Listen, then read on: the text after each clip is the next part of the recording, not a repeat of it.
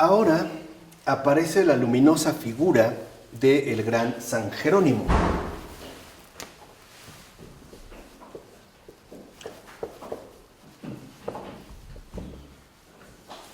San Jerónimo. San Jerónimo, un padre de la Iglesia, que ante todo va a colocar la Biblia en el centro de su vida. Sabemos que San Jerónimo traduce la Biblia al latín, porque estaban los escritos en sus lenguas originales, que eran el hebreo y el griego. El hebreo para el Antiguo Testamento y el griego para el Nuevo Testamento. Y no solo eso, también la va a comentar en sus obras y sobre todo se va a esforzar por vivirla concretamente en su larga existencia terrena. Y eso, ojo, a pesar del conocido carácter difícil y complicado que poseía. Por decirlo brevemente, San Jerónimo no era una persona fácil. Era una persona difícil, sobre todo difícil de carácter. Y no obstante, esto nos debería motivar a darnos cuenta que por muy difícil que sea nuestro carácter, o incluso diciendo que poseemos un carácter horrible, eso no es impedimento para poder santificarse, para ser un gran santo. Y aquí es donde San Jerónimo nos muestra una vía que ciertamente nos puede resultar accesible a todos y cada uno de nosotros. Por ello, comencemos diciendo que San Jerónimo nació en Estridón, en torno al año 347. O sea, estamos en el siglo IV. Además, nace en el seno de una familia cristiana que se va a preocupar por poder ofrecerle una esmerada formación. Razón por la cual lo enviaron a Roma para que pudiera perfeccionar sus estudios. Este fue como, digamos, uno de las mayores aportaciones que su familia le brindó. La posibilidad de asistir a Roma para poder perfeccionar sus estudios. Ahora, él mismo cuenta, por ejemplo, en su epistolario, se conservan varias obras de San Jerónimo, ya las iremos comentando más adelante, pero en su epistolario, que se conservan bastantes cartas de él, él mismo menciona que de joven sintió el atractivo por la vida mundana, pero prevaleció en él el deseo y el interés por la religión cristiana, precisamente porque había sido formado y educado en una familia fiel al cristianismo. Así, tras recibir el bautismo, hacia el año más o menos 366, se va a orientar ya de manera definitiva hacia la vida ascética. Y ahí se va a trasladar a Aquileia, donde se va a integrar en un grupo, va a quedar integrado en un grupo de cristianos fervorosos, que estarán reunidos en torno al obispo Valeriano, ¿no? Ahí él, digamos, se va a ejercitar mucho en la vida ascética. Después va a partir para Oriente y va a vivir como eremita en el desierto de Calcis, o sea, al sur de Alepo, Siria, dedicándose seriamente a los estudios.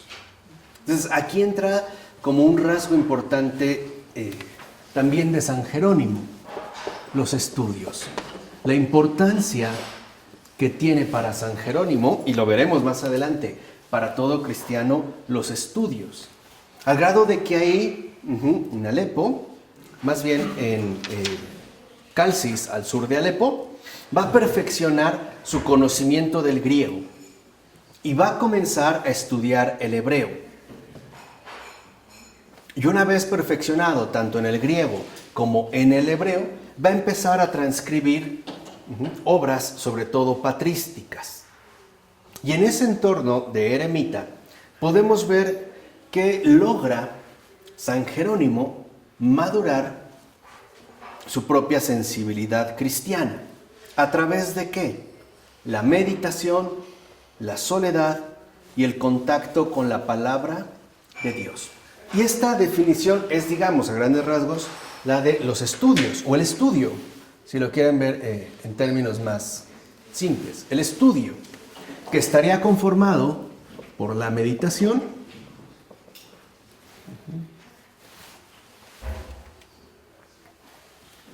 por la soledad y por la palabra de Dios.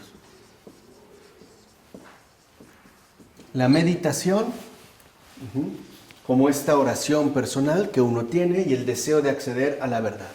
La soledad no necesariamente, ¿no?, el hecho de separarse por completo de nuestro entorno concreto, sino este espacio íntimo que dedicamos única y exclusivamente a la presencia de Dios. Y que además, digamos, tanto la meditación como esta soledad se ven finalmente encausadas y nutridas por la presencia misma de Dios a través de su palabra. En este caso, la familiaridad con la Escritura. Ahí, una vez que ya ha logrado, ¿no?, madurar su sensibilidad cristiana, va a sentir como que de manera más aguda el peso de su pasado juvenil.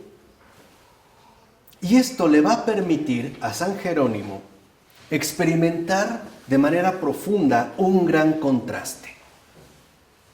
Aquel que hace referencia a la mentalidad pagana, por un lado, y a la mentalidad cristiana, por otro. De hecho, es justo este contraste el que se va a hacer famoso a causa de una visión que él mismo va a narrar en su epistolario. En esa visión, San Jerónimo se vio a sí mismo, ¿no?, o le pareció que era flagelado en presencia de Dios. Y era flagelado por ser ciceroniano, no cristiano.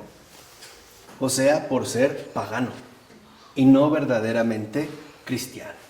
Entonces, esta visión, digamos, tuvo un peso tan fuerte en el caso de San Jerónimo, que entonces decide optar verdaderamente por el cristianismo. O sea, el cristianismo no solo es una opción doctrinal más, o una alternativa religiosa entre otras. El cristianismo es la transfiguración total y completa de todo lo que somos. De nuestro pensar, de nuestro sentir, de nuestro vivir, de todo, de todo.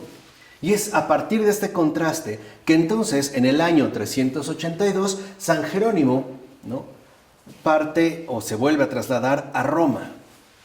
Ahí el Papa San Dámaso, que era conocido por su fama de asceta y sobre todo por su competencia de estudioso, lo va a tomar como secretario y consejero, el propio Papa, San Dámaso. Lo toma como secretario y consejero. Y es el propio Papa San Dámaso quien va a alentar a Jerónimo a que realice una nueva traducción latina de los textos bíblicos y que lo haga sobre todo por motivos pastorales y culturales. Y algunas personas de la aristocracia romana, sobre todo mujeres nobles, como Paula, Marcela, Acela, Lea y algunas otras, que en serio deseaban comprometerse en el camino de la perfección cristiana y así profundizar en el conocimiento de la palabra de Dios, decidieron escogerlo como su guía espiritual y sobre todo como maestro en el método para poder leer los textos sagrados. Entonces, este estudio, meditación, soledad, palabra de Dios, dará también, o digamos, estará basado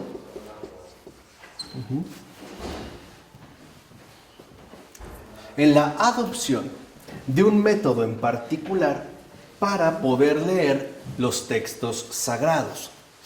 Esto ya nos indica que entonces la Biblia no se puede leer así como así, ya lo veremos más adelante. No es un libro más entre otro libro, que yo puedo leer, entender y decir. Se requiere un método. El método de la meditación, de la soledad, de la apertura, no solamente el deseo de conocer la verdad, sino el aceptarla. Es decir, no solo el conocerla, sino también el reconocerla. Lo veremos un poco más. Y estas mujeres nobles que hemos mencionado, también van a aprender griego y hebreo. Era muy importante entonces que aprendieran griego y hebreo. Es algo que se sigue haciendo hasta la fecha. Se va especialmente a estudiar a Roma, ¿no?, para un biblista, para aprender tanto el griego como el hebreo antiguos y poder tener así una cercanía mucho más íntima y profunda con los textos bíblicos. Después ya de la muerte del Papa San Dámaso, en el año 385, San Jerónimo deja Roma. Y al dejar Roma, va a emprender una peregrinación. En primer lugar, a Tierra Santa, que para San Jerónimo, Jerusalén, es esa testigo silenciosa de la vida terrena de Cristo. Y después se va a ir de ahí a Egipto, que es la tierra elegida por muchos monjes. Sabemos, gracias sobre todo a San Antonio Abad. Y en el año 386 se va a detener definitivamente en Belén.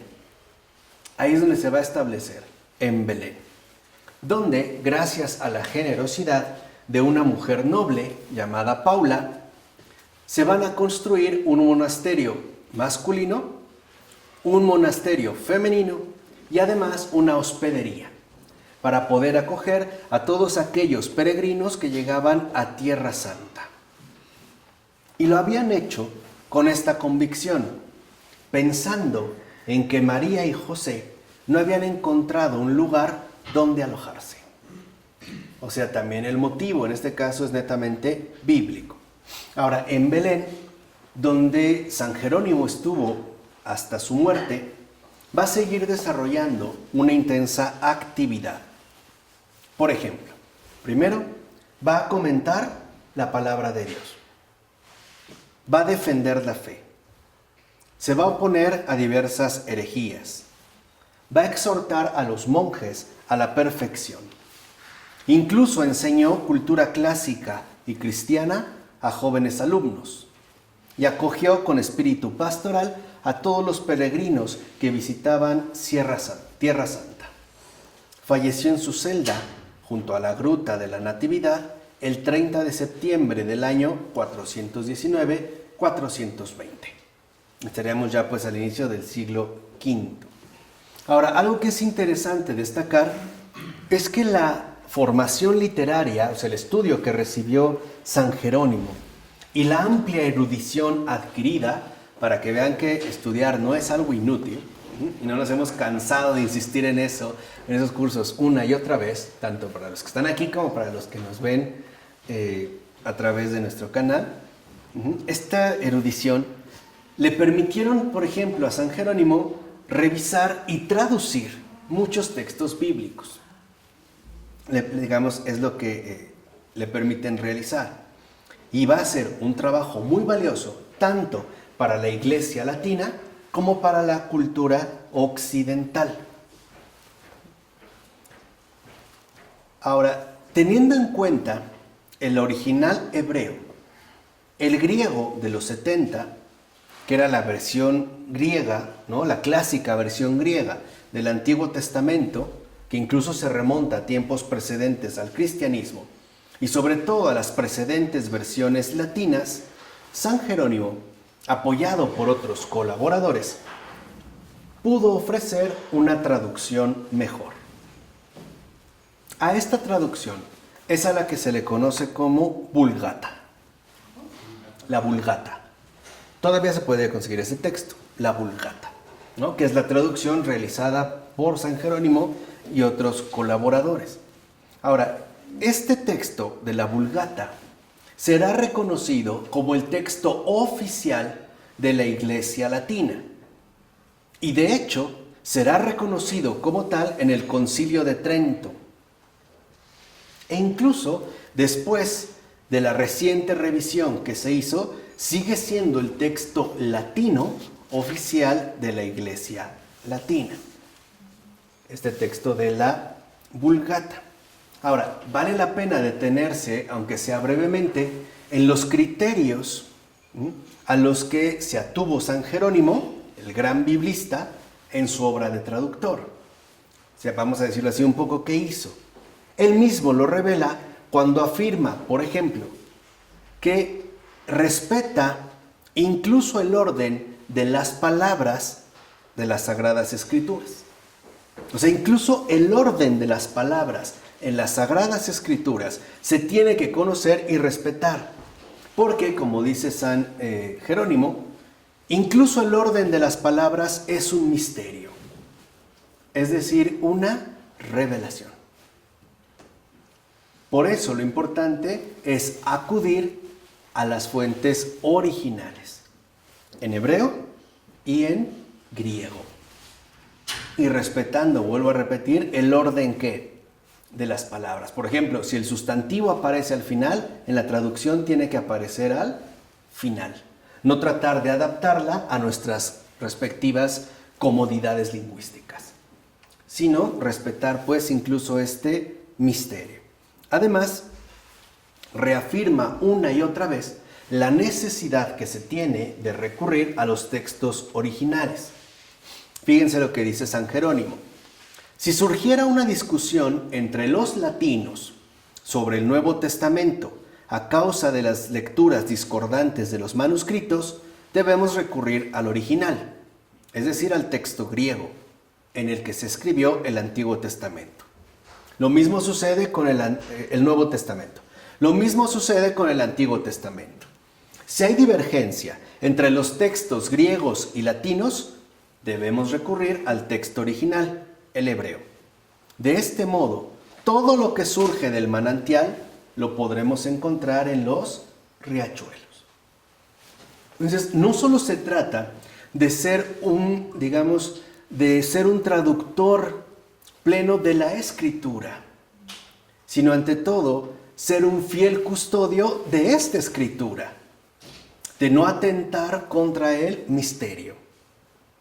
Este misterio que se revela, como dice San Jerónimo, incluso en el orden en el que aparecen las palabras. Además, el propio San Jerónimo va a comentar muchos textos bíblicos.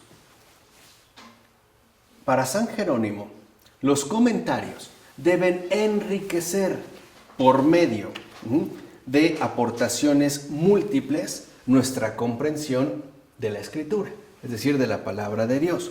De manera, dice San Jerónimo, que el lector sensato, después de leer las diferentes explicaciones y de conocer múltiples pareceres que se pueden aceptar o rechazar, juzgue cuál es el más aceptable y como un experto, agente de cambio, rechace la moneda falsa.